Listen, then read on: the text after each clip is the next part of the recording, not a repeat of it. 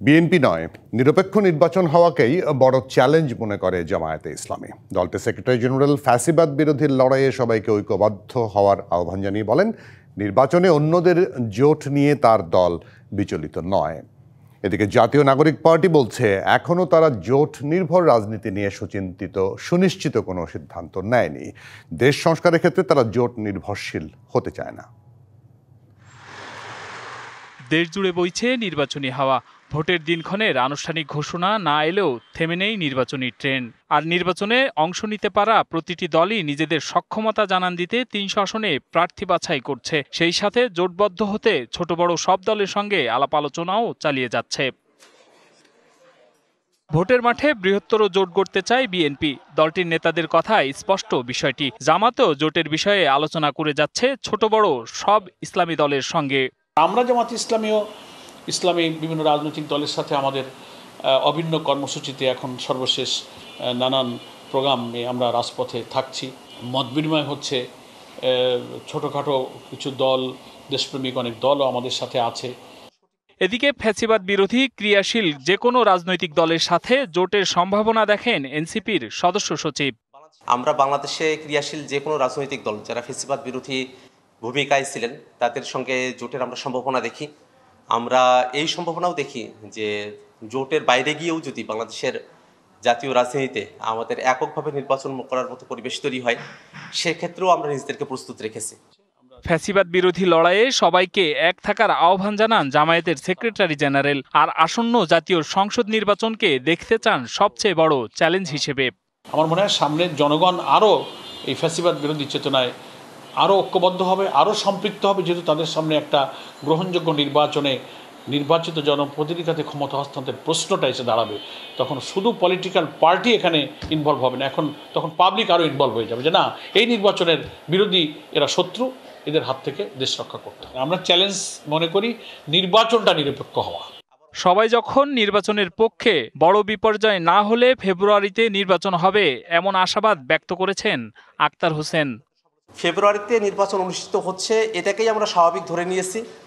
যদি না বাংলাদেশে বড় ধরনের কোনো বিপর্যয় ঘটে, এছাড়া ফেব্রুয়ারির নির্বাচন বিলম্বিত হওয়ার মতো কোনো সুযোগ এখনো পর্যন্ত তৈরি হয়েছে বলে আমরা মনে করি না। মূল লক্ষ্য ফ্যাসিবাদ মুক্ত নতুন বাংলাদেশ। সেই বাংলাদেশ গড়ার জন্য বড় চ্যালেঞ্জ ত্রয়োদশ নির্বাচন। তার জন্য ছক করছে ছোট বড় নবীন প্রবীণ দলগুলো। বিএনপিকে চ্যালেঞ্জ মনে করছে না জামায়াত ইসলামী। নির্বাচন নিরপেক্ষ হওয়ায় দলটির কাছে বড় চ্যালেঞ্জ বলে জানিয়েছেন জামায়াতের সেক্রেটারি জেনারেল অধ্যাপক মিয়া গোলাম পরোয়ার। বিএনপি বা আওয়ামী লীগকে চ্যালেঞ্জ এই মুহূর্তে মনে করি না। Hasan Al Mamun, DBC news, Dhaka. BNP নয়, নিরপেক্ষ নির্বাচন হওয়াকেই বড় চ্যালেঞ্জ মনে করে জামায়াতে ইসলামী। দলটির সেক্রেটারি জেনারেল ফ্যাসিবাদ বিরোধী লড়াইয়ে সবাইকে ঐক্যবদ্ধ হওয়ার আহ্বান জানিয়ে বলেন, নির্বাচনে অন্যদের জোট নিয়ে তার দল বিচলিত নয়।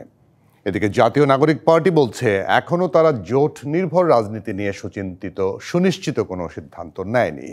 দেশ সংস্কারের ক্ষেত্রে তারা জোট নির্ভরশীল হতে চায় না। আমাদের সঙ্গে অতিথি হিসেবে যুক্ত হচ্ছেন জগন্নাথ বিশ্ববিদ্যালয়ের রাষ্ট্রবিজ্ঞান বিভাগের সহযোগী অধ্যাপক মেজবাহুল আজম সওদাগর। অধ্যাপক মেজবাহুল আজম সওদাগর, আপনাকে স্বাগত। প্রতিবেদন দুটি দেখলেন, মানে মূলত জোট নির্ভরশীলতা, জোট হবে কিনা, আগামী নির্বাচন ফেব্রুয়ারিতে জামাতের সঙ্গে কে যাবে, বিএনপির সঙ্গে কে যাবে, এসব নিয়ে তো নানা ধরনের কথা হচ্ছে। আবার এনসিপিরও একটা বিষয় ইদানিং সামনে এসছে। আপনার কাছে কি মনে হয়, এখন যে অবস্থা, তাতে জোটবদ্ধ নির্বাচন করলে দলগুলো ভালো হবে নাকি আলাদা আলাদা নির্বাচন করা উচিত? জি, ধন্যবাদ আপনাকে। মানে আপনি বাংলাদেশ সহ উপমহাদেশের রাজনীতির কথা যদি আপনি চিন্তা করেন, তাহলে জোটবদ্ধ রাজনীতি এটা একটা আমাদের পলিটিক্যাল একটা কালচার এবং একটা বাস্তবতা হয়ে দাঁড়িয়েছে আর কি। তো সেই বাস্তবতা থেকে আমরা যদি বলি, তাহলে আগামী নির্বাচন জোটবদ্ধ নির্বাচনের দিকেই রাজনৈতিক দলগুলো এগুবে। এবং জোটবদ্ধ নির্বাচন বা জোটবদ্ধ না হওয়া পর্যন্ত তাদের যে হিসাব নিকাশগুলো, এই হিসাব নিকাশগুলো কিন্তু এখন চলছে। এবং এইটার জন্য আমাদেরকে আরো একটু অপেক্ষা করতে হবে, সেই হিসাব নিকাশগুলো জোটটা কোন দিকে কিভাবে গঠিত হবে।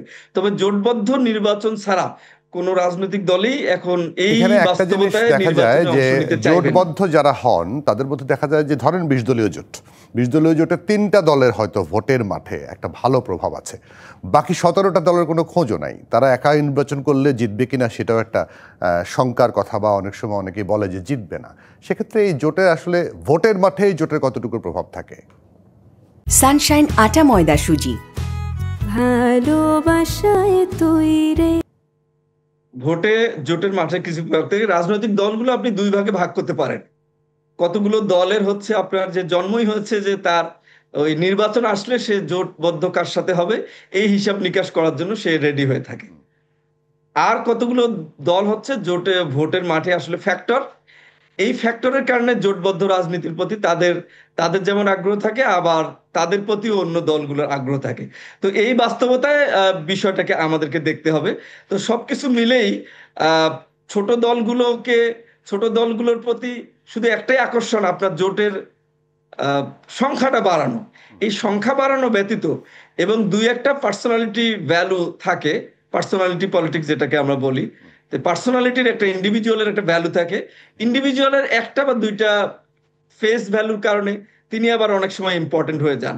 তো সবকিছু মিলে ছোট দলগুলো জোটের দিকে আগ্রহী হবে এবং বড় দলগুলো দু একটা ইন্ডিভিজুয়াল ফেস ভ্যালু এবং জোটের নাম্বারটা বাড়ানোর জন্য, যে এত দল মিলে জোট হয়েছে, এটি একটা নির্বাচনী যে আমাদের মানে যদি আমি বলি একবারে যে নির্বাচনী বাজার, নির্বাচনী সংস্কৃতিতে এটার একটা ভ্যালু আছে যে কত দল মিলে আমি জোট করলাম। কিন্তু এক্ষেত্রে একটা নেগেটিভিটি তৈরি হয় কিনা? ধরেন বিএনপির কথা বলি, 17 বছর ধরে রাজনীতি করছে তারা, রাজনৈতিক মাঠে আছে, জেল জুলুম নির্যাতন সহ্য করেছে।